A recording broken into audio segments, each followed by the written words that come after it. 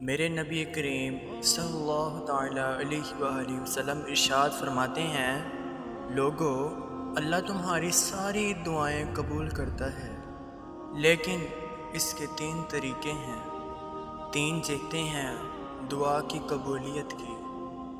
یا تم جو مانگ رہے ہوتے ہو رب وہی تمہیں عطا کر دیتا ہے، یا وہ تمہارے حق میں بہتر نہیں ہوتا۔ جو تم مانگ رہے ہو تم بے شک بڑے بے چین ہو، بڑے تڑپ رہے ہو۔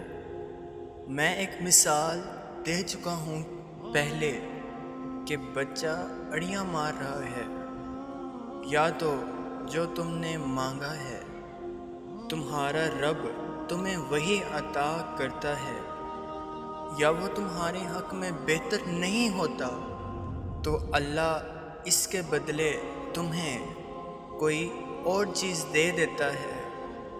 اور حضور فرماتے ہیں کئی دفعہ یہ ہوتا ہے کہ تمہارے حق میں کچھ بھی بہتر نہیں ہوتا، دعا تمہاری اللہ تعالیٰ پھر بھی رد نہیں کرتا۔